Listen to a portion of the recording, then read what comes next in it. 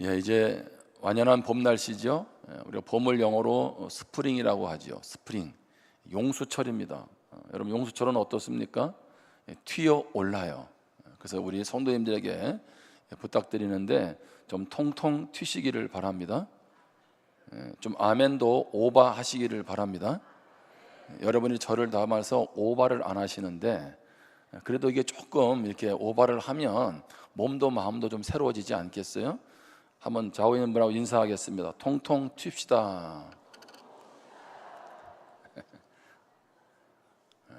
왜요? 봄은 그렇잖아요. 만물이 약동하잖아, 그렇죠? 새싹도 틔우고, 그렇죠? 또 새로운 어떤 희망도 갖지 않습니까? 제가 주중에 우리 신원대 집사님 신방을 다녀왔습니다. 우리 사진을 한번 보여드릴게요. 소파에서 이렇게 이제 누워서 집안에서도 누워 계시기도, 걷기도 하시는데 산소호흡기를 이렇게 꿰고 계세요. 올해 이제 88세거든요. 부인 되시는 전인수 집사님도 88세인데 몸이 좀 불편하시고, 그런데 대장암 초기가 발생을 해서 대장암 수술을 좀 하시고 폐가 안 좋으시는데 이제 폐 섬유종이 있습니다. 폐가 조금씩 굳어가는 거죠. 그래서 호흡이 가쁜 거예요. 그러니까 하루 종일 산소호흡기를 거의 꿰고 있고, 그리고 이제 식사도 이게 이제 목이 불편하니까 뭐 배라든가 과일 같은 거 이렇게 시원한 걸 자꾸 이제 드시려고 합니다. 제가 보니까 이렇게 휴지를 쓰시는데 이제 자꾸 폐가 안 좋게 가래가 올라오시잖아요. 거의 뭐 한 2-3일 간격으로 한 통의 휴지를 쓰시는 것 같아요. 제가 이렇게 예배를 드리고 이렇게 말씀을 전하지만 참 마음이 힘들더라고요. 뭐라고 더 위로하고 힘을 드려야 되나, 이제 그러고 있는데 집사님이 저보고 그러시는 거예요. 목사님, 제가 신앙이 없으면 못 이겨냅니다, 그러시더라고요. 목사님, 제가 믿음이 없으면 이 상황을 못 이겨낸다는 거죠. 제가 그러면서 참 도전이 되고 감동이 됐습니다. 집사님에게 믿음이 없었다면 정말 이 힘든 상황을 어떻게 이겨내냐는 거예요. 사실 이런 상황은 금방 바뀌는 게 아니거든요. 주님 앞에 가실 때까지 계속 그 상태로 살아가야 되는데 삶의 질이 떨어질 뿐만 아니라 얼마나 힘드시겠어요. 그런데 주님 바라보고 믿음으로 이겨낼 수 있다는 거죠. 여러분, 이 믿음이 우리의 믿음이 되기를 주님의 이름으로 축복합니다. 그런 가운데서도 자녀들에게 설교 요약까지 해서 카톡으로 보내주고, 참 그렇게 보면 우리 주님이 우리와 함께 한다는 것이 얼마나 큰 축복인지 모릅니다. 오늘도 아마 영상으로나 또 여러분 삶에 많이 지치고 힘든 분이 계실 거예요, 그렇죠? 우리 성도님 중에는 뭐 요양원에 계신 분들도 계시고 힘든 분들도 계시는데, 그분들에게 주님의 이루가 함께하고 주님이 믿음으로 일으켜 세워주실 줄 믿습니다.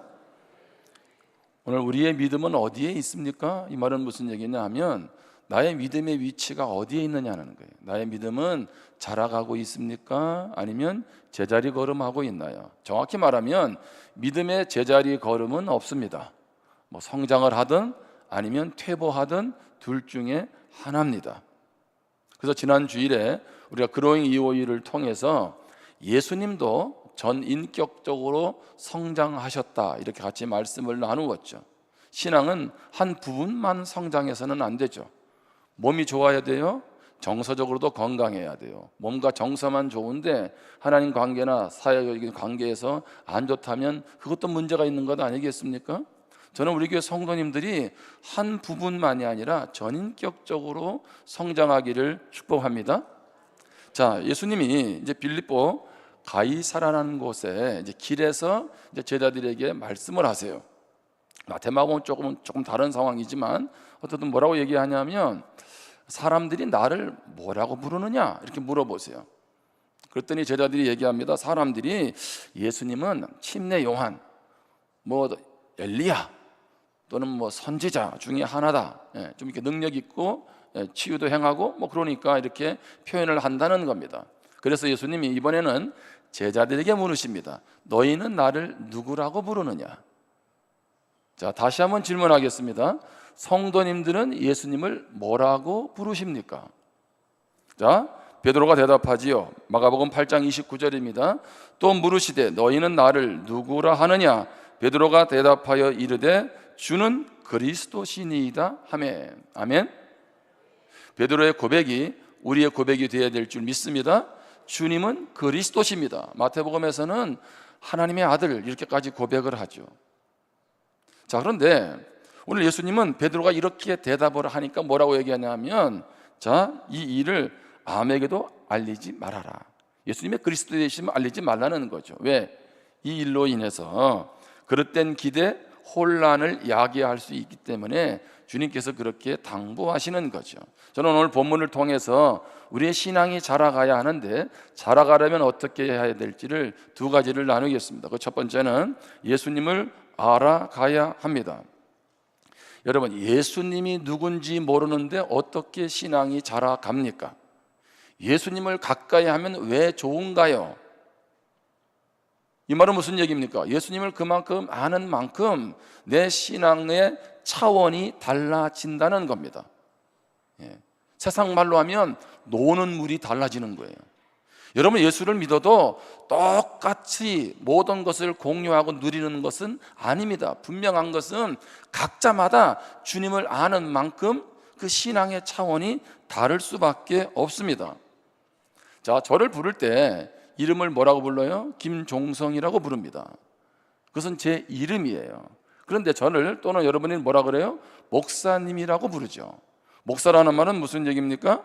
저의 역할, 책무를 의미합니다. 자, 예수 그리스도라고 할 때 예수는 이름입니다. 예수님의 정체성. 그래서 예수라는 뜻은 구원자, 구주라는 얘기죠. 예수님을 믿는다는 얘기는 예수님은 나의 구주, 구원자, 주인, 이런 의미로 우리가 예수님을 믿는다는 거죠. 그런데 그리스도라는 말은 뭘까요? 그것은 제가 목사라는 직분, 역할을 가지고 있듯이 예수님의 역할, 지위를 의미합니다. 그러니까 예수님의 정체성이라는 것도 예수님의 이름으로 구원자, 그것도 알아야 하지만 그리스도라는 의미도 아주 중요하다는 거죠. 자, 그리스도를 구약에서는 뭐라고 하냐면 메시아라고 부릅니다. 그런데 정확히 말하면 구약에서 메시아를 히브리어로 마시아흐라고 불러요. 그런데 왜 그러면 메시아라고 부르느냐? 이것은 아람어입니다. 아람어. 근데 그 메시아의 헬라식 표현이 그리스토스, 그리스도입니다. 그리스도. 그러니까 메시아, 그리스도는 뭐예요? 같은 말이죠. 그러면 그리스도라는 말의 뜻은 뭡니까? 기름 부으심을 받은 자라는 말입니다. 자, 요한복음 1장 41절입니다. 이제 안드레가 그가 먼저 자기의 형제 시몬을 찾아 말하되 우리가 메시아를 만났다 하고, 메시아는 번역하면 그리스도라. 여러분, 성경에 보면 메시아를 발음할 때 아로 발음하기도 하고 야로 번역하기도 합니다. 그건 전혀 문제가 없어요. 같은 말입니다. 메시아, 메시야. 그런데 그리스도를 이해하려면 메시아를 이해해야 된다는 거죠. 왜 그래요? 구약의 그 메시아의 모습을 보면 오늘 나에게 그리스도라는 어떤 의미인지를 깨달을 수 있기 때문에 그렇습니다. 자, 성경에서 기름 부음을 받았다라고 하는 것은 어떤 직위에 선출이 돼서 그 직위를 수행할 전권을 부여받는다는 뜻입니다.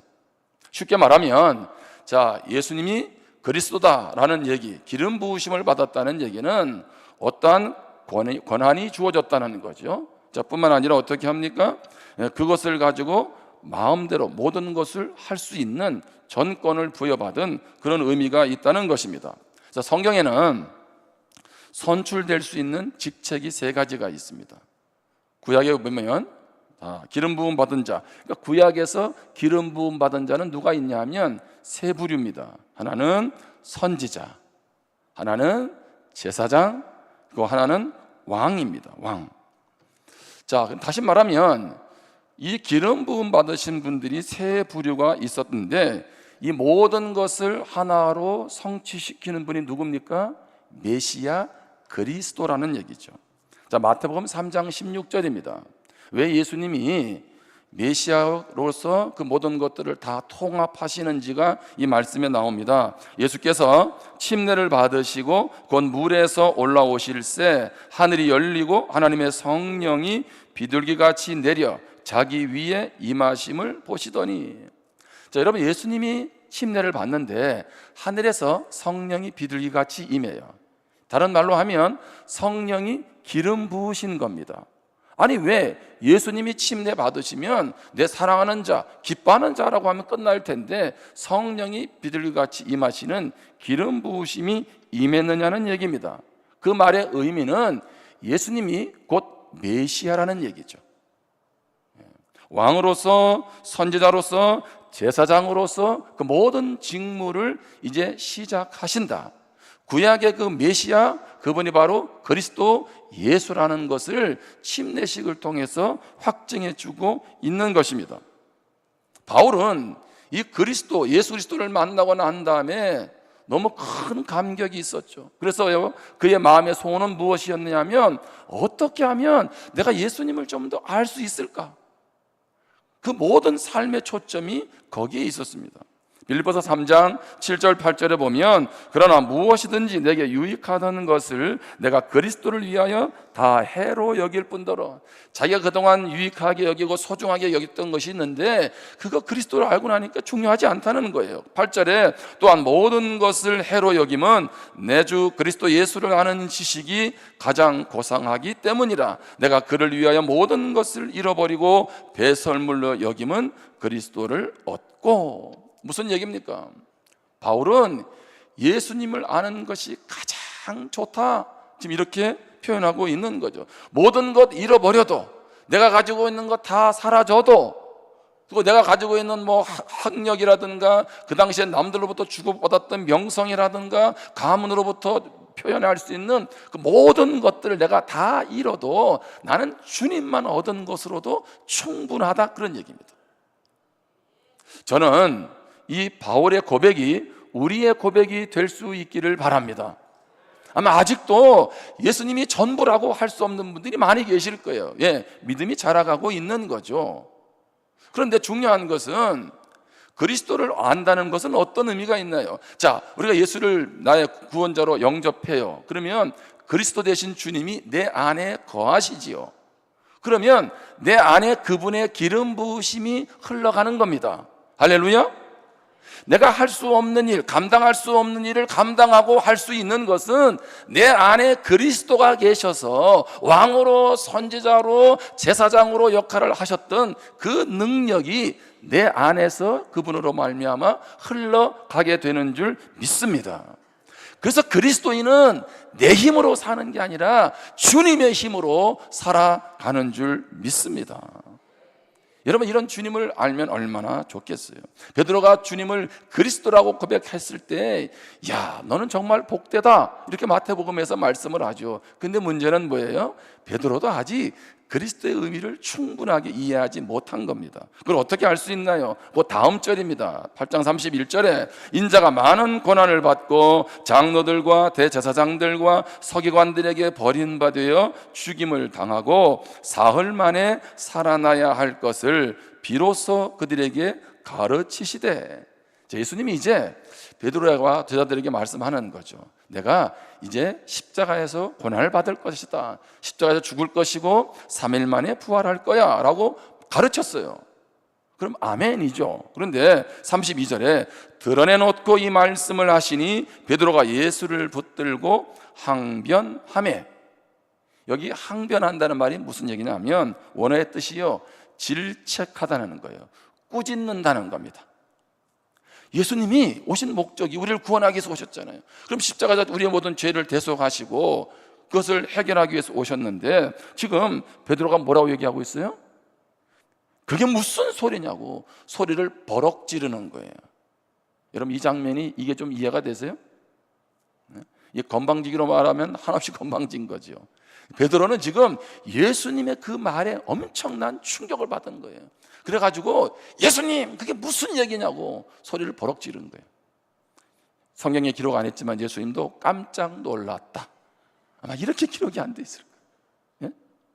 자, 그런데 이 성경의 단어의 의미를 잘 보면 항변한다는 이 단어가 한두 번이 아니라는 얘기예요. 지금 그 자리에서 계속적으로 이게 무슨 소리냐고, 무슨 정신 나간 소리냐고 예수님 이렇게 지금 따지고 있는 거예요. 지금 막 몰아붙이고 있는 그런 상황입니다. 좀 더 쉽게 표현하면 귀신을 내어 쫓을 때 예수님께서 꾸짖는 그 단어가 똑같은 단어예요. 사단아 물러가라 라고 할 때 그 용어나 지금 베드로가 예수님을 꾸짖는 것이나 지금 똑같다는 거죠. 여러분, 이게 그러면 어떤 상황인지가 이해가 되시지 않겠습니까? 여러분, 베드로는 왜 이런 반응을 보였을까요? 그는 예수를 그리스도라고 고백은 했지만 여전히 그분이 어떠한 분인지를 아직 다 잘 모르고 있는 거죠. 다시 말하면 우리도 이런 상황에 처할 수 있잖아요. 예수님 계시는데 왜 내 인생에 이런 일이 벌어집니까? 예수님 너무하시지 않냐고. 여러분, 기도하시면서도 그렇게 하나님 앞에 대어들지 않으세요? 한두 번도 아니고 지속적으로 듣는 예수님 참 열받으실 것 같아요. 그런데 우리가 신앙이 성숙해 가면 내가 왜 그때 그런 말을 했지? 내가 너무 어렵구나. 여러분, 부모님과 대화도 그런 걸 많이 느끼잖아요. 여러분, 언제 자녀가 대듭니까? 철모를 때. 나이 들면 어떻게 해요? 아이고, 내가 너무 그 마음을 헤아려 주지 못했다. 여러분, 그런 마음이 들지 않으세요? 다시 말하면 베드로의 지금 상태나 철모로가 되어드는 우리의 상태나 똑같을 수 있다는 거죠. 그러기에 오늘 우리의 과제는 주님을 알아가는 일에 힘써야 되는 줄 믿습니다. 그렇지 않으면 계속 주님이 말할 때마다 왜 이런 말씀하시냐고, 왜 나에게 이걸 요구하시냐고 이렇게 반항할 수 있다는 거죠. 두 번째로 우리가 신앙이 자라가려면 어떻게 해야 될까요? 예수님의 뜻을 이루어 가야 합니다. 신앙은, 믿음은 나의 뜻을 이루어가는 게 아니라 주님의 뜻을 이루어가는 겁니다. 자칫하면 믿고 나서도 왜 주님이 나의 주님이 되지 못하느냐라고 할 때 그 원인은 어디에 있을까요? 그 기름 부으심이 내 안에 흘러가지 못하는 이유는 내가 주님 뜻에 순종하지 않아서 그래요. 제가 서두에도 말씀드렸지만, 그래서 예수는 믿는데 그 믿음의 차원, 믿음의 깊이는 다를 수밖에 없다는 거죠.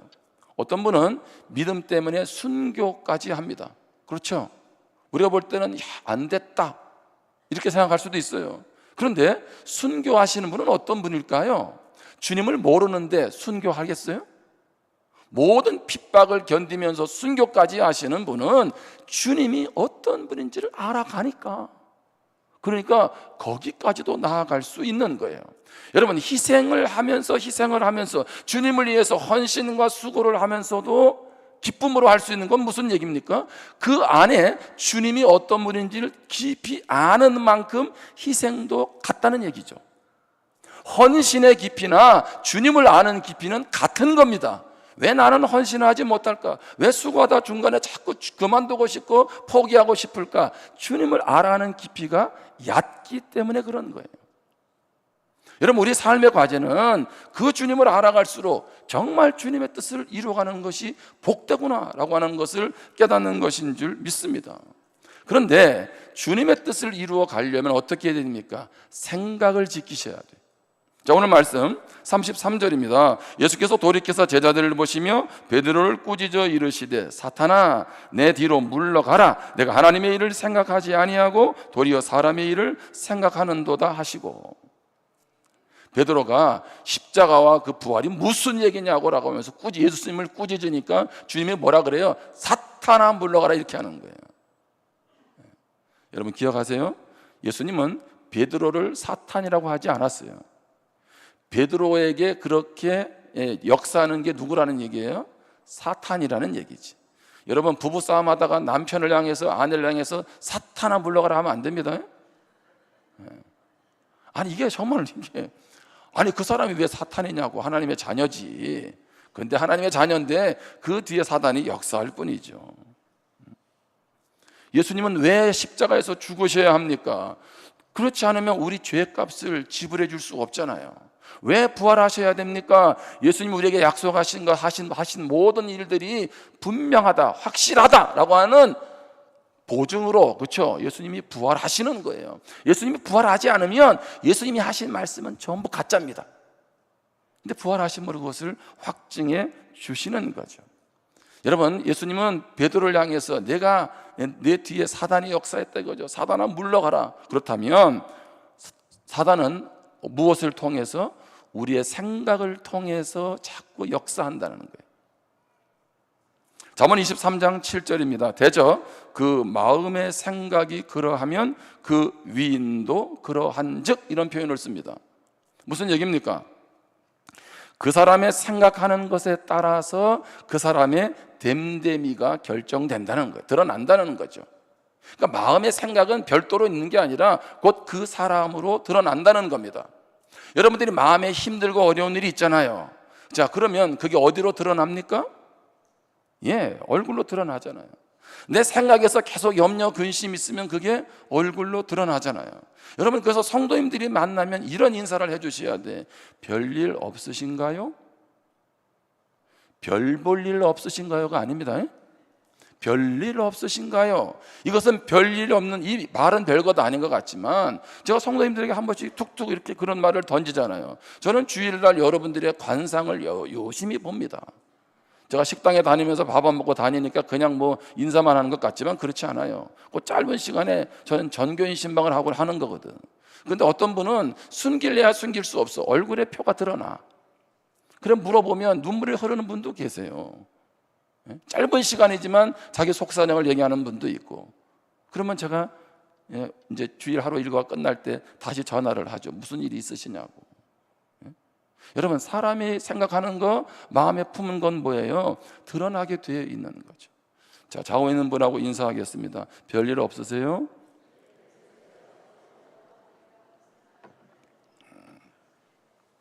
그런데 내가 인사하라 했다고 또 이렇게 별일 없으세요? 이러고 딱 돌아오면 안 되잖아요. 이렇게 좀 진지하게 물어야지. 차라리 그건 안 믿는 게 낫지, 안 묻는 게. 그렇잖아요? 다시 한번 진정으로 묻겠습니다. 별일 없으시죠? 그렇게 물어보세요. 예? 그렇게 해서 서로를 좀 헤아려 주세요. 잠언 4장 23절에 보면 모든 지킬 만한 것 중에 더욱 내 마음을 지키라. 생명의 근원이 이에서 남이니라. 아멘? 자, 사람 살고 죽는 게 어디에 달려있다? 마음 먹기에 달려있다는 거예요. 그런데 제가 어느 날 생각해 봤어요. 그럼 마음은 어디에 있지? 여러분 한번 스스로 답변을 해보세요. 마음이 어디 있어요? 1번, 마음은 머리에 있다. 2번, 마음은 심장에 있다. 마음은 저 밑에 있다. 어디 있어요? 몰라요. 예? 그냥 생각이야. 제가 볼 땐 그래서 뇌가 맞는 것 같아요. 뇌. 예? 뇌. 예? 여러분, 마음이라는 말은 다른 말로 하면 뭐예요? 생각이죠. 예? 그렇지 않아요? 생각과 마음이 같이 가는 거지 따로 가는 걸 보셨어요? 이 말은 뒤집어서 말하면 그런 얘기예요. 모든 지킬 만한 것 중에 내 생각을 지키라. 아멘? 생명의 근원이 내 생각에 달려있다, 이런 말입니다. 그래서 생각을 부정적으로 하면 무너지는 인생 되는 것이고, 생각을 믿음의 생각으로 하면 힘들어도 다시 살아나는 인생 되는 줄 믿습니다. 여러분, 생각이 무너지면 그래서 삶이 무너지는 거예요. 두려움, 염려, 걱정, 불안, 근심, 초조 다 어디서 와요? 생각에서 오잖아요. 여러분, 지금도 말씀을 듣지만 한편으로는 그러한 불안함 때문에 힘들어하는 분들 계시지 않으세요? 여러분, 우리 모든 목회자, 저를 포함해서 모든 목회자가 이렇게 막 설교를 저렇게 했으면 좋겠다는 분이 계세요. 모두가 본받고 싶은 분, 1850년에 영국 침례교회에서 목회를 했던 찰스 스펄전 목사님입니다. 그분의 예수님의 비유에 대한 책이 8권이 제 책에 꽂혀 있어요. 제 서가에. 다 보지 않아요. 내용이 너무 길어. 근데 무슨 한 절 이렇게 한 토막을 그렇게 길게 설교했는지. 이분은 한 주일에 설교를 13번 했다 그러더라고요. 그래서 이분을 뭐라고 부르냐면 설교의 황태자라 그래요. 황태자. 목회자들에게 목회자들이 가지고 있는 열등감이 뭔지 아세요? 내 설교가 부족하다는 거지. 그래서 항상 어떻게 스펄전은 저렇게 설교를 잘할까? 그런 생각을 많이 했어요. 그분이 설교집이요 40개국 언어로 다 번역이 됐는데 팔린 책만 560만 권입니다. 제 책은 한 권도 안 팔렸어요. 아직 안 써가지고. 560만 부. 어마어마한 영향력을 지금 우리 후배들에게 주고 있는 거죠. 근데 제가 최근에 이제 다른 책을 보다가 그분의 일대기를 보게 됐는데 제가 참 충격을 받았는데요. 이분이 이렇게 훌륭한 설교자인데 거의 평생을 우울증으로 살았다는 거예요. 이게 이해가 되세요? 그렇게 훌륭한 설교자여 영향을 미쳤는데 평생을 거의 우울증으로. 왜 그런가 봤더니 결혼을 했는데 그 아내가 결혼하고 얼마 안 돼가지고 병상에 누웠대. 무려 25년 동안. 그래서 내가 그런 생각을 해봤어요. 훌륭한 설교자 될래? 그래서 이런 상황을 겪을래? 아니면 그냥 갈래? 그냥 갈라 그래 지금. 그냥 가려고. 뭐 거기까지는 안 가려고. 근데 왜냐하면 이분이 미국 노예제도를 반대했거든. 노예제도도 반대하고 막 진리를 선포하니까 많은 힘든 일도 겪었고. 근데 여러분 생각해 보세요. 아내가 목회하는 목사님 아내가 25년 동안을 누워 있다고 한번 생각을 해보세요. 얼마나 힘들겠어요. 그가 어느 날 자기의 마음을 글로 표현했습니다. 그 내용이 이렇습니다. 다 읽지 않습니다. 나는 헤엄쳐야 할 물속으로 던져졌다. 물속으로 던져졌대요. 나를 붙들어 주시는 하나님의 손이 아니었다면 그 물속에서 익사하고 말았을 것이다. 나는 사방에서 환난을 겪었다. 조금이 아니죠. 사방에서. 정신적인 우울증 이후에는 극심한 육체적 고통이 찾아왔다. 그 와중에 내게 생명처럼 귀한 아내의 고통과 죽음을 지켜봐야 했다. 25년이나 그 고통을 지켜보고 그 아내의 죽음을 그는 지켜보았다는 거죠. 고난의 때에도 여호와의 약속들이 내게 어느 때보다도 귀했다. 그 고난 중에는 지금까지도 이해할 수 없는 고난들이 있다. 아직도 이해되지 않는 고난들이 있대요. 이 글을 썼던 스펄전의 나이가 53세였어요. 53세. 이 말은 다른 말로 하면 그렇습니다. 나는 인생에 수많은 파도를 경험했다. 그러나 나는 그 파도로 인해서 감사하다. 파도가 나를 덮치지 않았다면 나는 하나님의 능력과 임재를 이토록 경험하지 못했을 것이다. 스펄전이 그 엄청난 고난의 고통의 때를 지나면서 그는 도리어 하나님이 이런 분이셨구나, 이렇게 나를 사랑하고 이렇게 나를 붙들고 있고 이렇게 내 삶에 역사하는 분이구나, 역설적으로 그렇게 하나님을 더 깊이 만난 거예요. 저는 여러분의 고난이 그것이 불만과 원망의 생각으로 끝나는 것이 아니라 그 고난 속에서 남들도 이해할 수 없는, 남들도 만날 수 없는 더 깊고 깊은 하나님의 은혜와 사랑을 경험하게 되기를 주님의 이름으로 축복합니다. 여러분의 고난도 그런 시각으로 바라보고 생각해야 합니다. 여러분, 그런데 낙심되고 절망되는 상황 가운데서 생각을 지키기가 쉽나요? 쉽지 않아요. 설교를 들어서 알겠는데 그게 잘 안 되잖아요. 주님의 뜻을 이루어가고 싶어서 생각도 다스리고 싶고 하는데 안 된다고요. 내 생각을 다스리고 주님의 뜻을 따르려면 어떻게 해야 합니까? 그게 오늘 마가복음 8장 34절이에요. 저는 이 말씀이 이렇게 붙어 있는지를 몰랐어요. 이번에 마가복음 큐티하면서 이 말씀을 이렇게 붙여놨더라고요. 무리와 제자들을 불러 이르시되 누구든지 나를 따라오려거든 자기를 부인하고 자기 십자가를 지고 나를 따를 것이니라. 아멘. 항변하는 베드로, 그를 향해서 그의 생각 속에 역사하는 사단을 물리치고 나서 주님이 그들에게 말씀하시는 거죠. 나를 따라오려거든 자기를 부인하고 자기 십자가를 지고 나를 따를 것이다. 여기 나를 따를 것이다는 얘기는 어느 순간까지만이 아닙니다. 지속적으로 해요. 언제까지? 주님 부르시를 그때까지.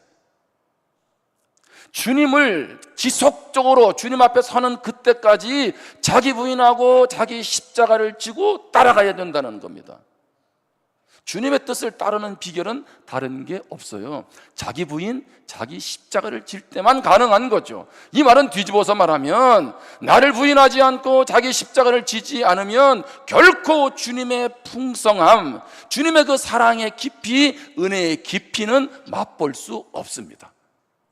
그냥 물가에 가서 발을 담갔다가 꺼내는 정도죠. 여러분, 신앙생활을 평생 했는데 물가에 발 디디는 정도로 살아간다면 이것처럼 비참한 인생이 어디 있어요? 그렇게 우리는 주님을 알아가니 주님의 뜻을 따르는 게 너무 좋은 거고, 거기에 전 인생을 바울이 걸었던 거죠. 자기 부인이 뭡니까? 이것은 머리로서도 지식적으로도 기억해야 돼요. 자기 부인은 내가 주인 된 삶을 내려놓는 거예요. 여러분, 이거 있잖아요. 나는 주님이 주인입니다. 그렇게 해놓고 결정적인 순간에 열받을 때는 내가 주인이야. 이것만큼은 안 된다. 이 재산만큼, 이 주식이 어떤 주식인데, 이 비트코인만큼은 안 된다 이거지. 이 자녀만큼은 안 된다는 거예요. 여러분, 그 말은 무슨 얘기예요? 주님이 내 인생의 주인이 아니라는 거예요. 자기를 내려놓지 않으면 우리는 욕망에 따라 살아갈 수밖에 없습니다. 여러분, 그리스도인이라고 주님의 뜻을 따릅니까? 그 뜻 따르지 않으면 내 욕심 챙기고 욕망 따라 살아가는 거죠. 구소련의 노벨상 수상 작가인 솔제니친이 미국을 방문했을 때, 오래전의 얘기죠. 그가 미국을 방문했을 때, 기자들이 물었습니다. 우리나라를 방문해 보니 어떠세요? 그때 그가 이런 답변을 합니다. 나는 미국이 기독교 국가인 줄 알았다. 그런데 와서 보니까 모두가 자기를 숭배하고 자기를 섬기는 나라이군요. 기가 막힌 답변이죠. 우리 미국 얼마나 멋진가요? 소련 해체되고 나서 이 정도면 잘 살고 얼마나 자기들을 과시했겠어요. 그렇죠? 어깨에 힘주고 기자가 물었지 않았겠어요? 그런데 그는 정확하게 꿰뚫고 있는 거예요. 기독교 국가인 줄 알았는데 자기 숭배하고 자기 섬기는 나라에 불과했다는 거예요. 오늘 한국 교회에 왔을 때 그도 그런 말을 하지 않을까요? 자기를 숭배하고 자기 뜻이 우선이고, 그래서 자존심 못 내려놓고, 그게 어떻게 주님을 따르는 삶입니까? 주님은 이어서 말씀하잖아요. 자기 십자가 지라고. 여러분, 처음 듣는 얘기 아니잖아요. 믿음의 삶 때문에 손해보고, 믿음으로 사는 것 때문에 손해보고 모욕당하고 희생하는 거, 희생을 감수하는 거, 그게 자기 십자가 지는 거예요. 믿음 생활하면서 취할 것 다 취하고 얻고 싶은 것 다 얻고, 그게 무슨 믿음 생활입니까? 그러면 예수님은 나를 죽이라고 하는 말을 하시지 말지. 너 믿으면 네가 원하는 거로 다 돼, 이렇게 말씀하시지. 그렇지 않아요? 근데 우리는 예수 믿으면서 원하는 것만 취하려고 하지, 주님의 뜻 앞에서 모욕당하는 거, 수치당하는 거, 희생으로 감수하는 것은 생각하지 않는다는 거죠. 열매만 따려고 하지 좋은 것만 취하려고 하는 것, 그것 결코 주님이 원하시는 모습이 아니라는 거죠. 목사님, 우리가 이렇게 따라가야 되나요? 예. 주님이 어떤 분인지를 알면 이것이 얼마나 복된지를 아는 거죠. 이것은 머리로서의 개념이 아닌 거예요. 자기 부인, 자기 십자가 얼마나 많이 얘기했나요? 이제 선거철이 다가왔잖아요. 어떤 분도 문자가 왔더라고요. 모 후보가 갈 텐데 좀 잘 좀 맞이해 달라고. 우리 교회 선거 때문에 오시는 분이 있으면 인사는 시킵니다. 그렇죠? 집에 손님이 오면 인사는 시켜야지. 그런데 선거 운동은 안 합니다. 그렇다고 또 이상해 볼 것도 없어. 그렇죠? 누군가는 또 다, 누군가는 섬겨야 되잖아요. 근데 정치인들이 하는 말이 있잖아요. 뭐라 그래요? 문제가 생기면 제가 십자가를 지겠다고. 이거 십자가 아니에요. 자기가 실수했습니다. 죄에 대한 책임을 져야 합니다. 제가 져야 할 십자가입니다. 이거 성경에서 말하는 십자가 아니에요. 힘들고 어려운 일을 있을 때 당신이 십자가를 지라고 윽박지르는 거 십자가 아닙니다. 불쌍한 노동자들이 임금을 제때 받지 못하는데 임금도 제대로 주지 않으면서 자기의 이익은 다 챙기는 악덕 기독교 기업가가 우리 같이 십자가 집시다. 십자가 아니에요. 십자가가 무엇인지를 잘 알아야 되죠. 주님은 이렇게 십자가 지는 인생을 향해서 뭐라고 얘기합니까? 마가복음 8장 35절 그 바로 다음 절에 보니까 누구든지 자기 목숨을 구원하고자 하면 잃을 것이요 누구든지 나와 복음을 위하여 자기 목숨을 잃으면 구원하리라. 아멘. 죽으면 산다는 겁니다. 여기서 말하는 구원은 어디까지 가고 있습니까? 죽음을 초월한 영생까지 말씀해 주고 있는 거예요. 자기 부인하고 자기 십자가 져서 손해보는 것 같고 손에 취한 것 없는 것 같지만 궁극적인 이 영생, 하나님께서 인정하는 그런 삶이라고 오늘 말씀은 분명하게 우리에게 얘기해 주고 있는 거죠. 결국 우리의 가정, 우리의 사회, 우리의 삶의 문제는 뭡니까? 죽지 않아서. 누가? 내가 죽지 않아서. 자기 부인은 자기를 무시하라는 말이 아니잖아요. 자기 존중감은 같대. 그럼에도 불구하고 어떻게 해요? 죽는 거죠. 여러분, 제가 어떻게 부산교회에서 지금까지 목회할 수 있었을까요? 제가 죽어서 그래요. 그럼 제가 어떻게 지금까지 목회할 수 있었을까요? 여러분이 죽어주셔서 그래요. 아멘? 서로 각자의 주장만을 내세우고 내 자존심 상했다고 만약에 했다면 지금 여기까지 왔겠어요? 뭐 사단이 나도 사단이 났지. 그렇잖아요? 저도 죽었고 여러분도 죽었어요. 따라합시다. 끝까지 죽읍시다. 아멘? 여러분, 적당히 죽으면 어떻게 되는지 알죠? 옛날 시골에 개 잘못 거슬렀다가 온 동네를 갖다가 문제 일으킨 거. 여러분, 이런 사람 되면 안 됩니다. 이걸 갖다가 똥개 신앙이라 그러는 거지. 이런 사람 되면 안 되잖아. 왜요? 예수님을 아는 지식이 가장 고상하다. 예? 그 말은 우리는 어떤 사람이에요? 고상한 사람이에요. 아멘? 약간 좀 이렇게 얼굴 표정을 좀 이렇게 한번 해보세요. 고상하겠죠. 이제 말씀을 마무리합니다. 여러분, 올림픽 경기 중에 높이뛰기가 있습니다. 여러분, 높이뛰기를 하면 세계 신기록이 얼마나 될까요? 이렇게 막 뛰어가가지고 이제 장대를 탁 뛰어넘잖아요. 세계 신기록이 2m 45cm. 우리나라에서 이제 올림픽 금메달 후보가 한 사람이 우상혁이라는 선수가 있잖아요. 아무튼 그런데 높이뛰기 중에 장대 높이뛰기가 있습니다. 장대 높이뛰기가 뭔지 아시죠? 장대를 가지고 막 뛰어가서 장대를 갖다가 지렛대 삼아가지고 이제 발을 넘어가는 거예요. 그렇죠? 그런데 그 신기록을 보니까 세계 신기록이 6m 21cm예요. 일부 예배 때는 와 그러던데 여러분 별로 안 하네요. 자, 그냥 뛰어넘기를 하면 얼마? 2m 45. 근데 장대를 하면 얼마나? 6m 21cm. 무슨 얘기입니까? 여러분의 힘으로도 살아갈 수 있어요. 여러분의 능력으로 살아갈 수 있습니다. 그런데 어디까지? 2m 45cm. 그것도 최대한으로.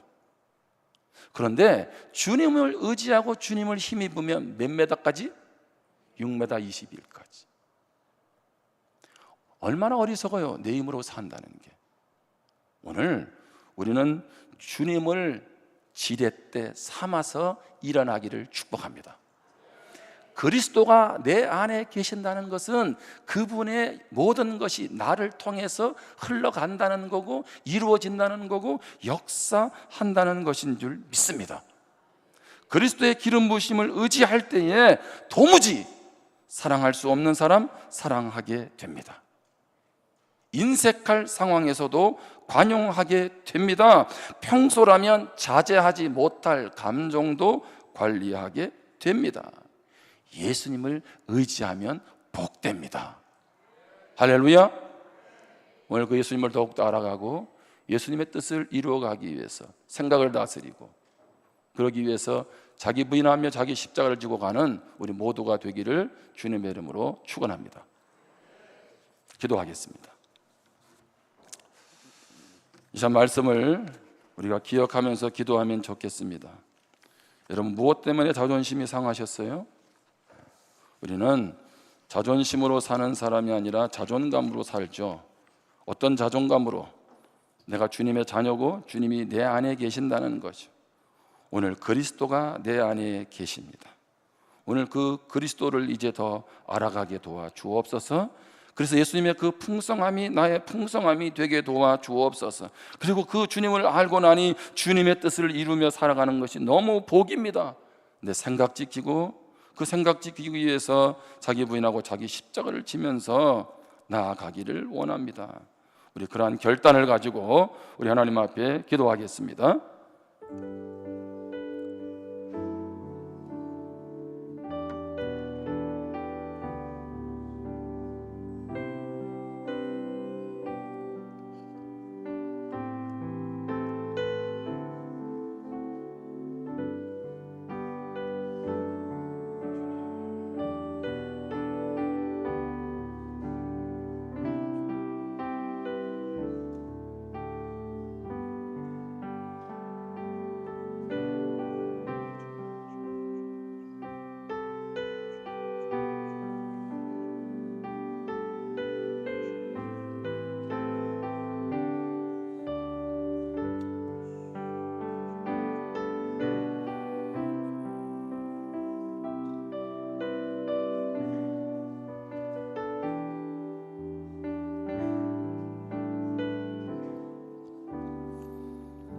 하나님 아버지, 주님을 알아가면 알아갈수록 우리는 그 주님의 사랑의 넓이와 깊이와 높이를 알아가게 될 줄 믿습니다.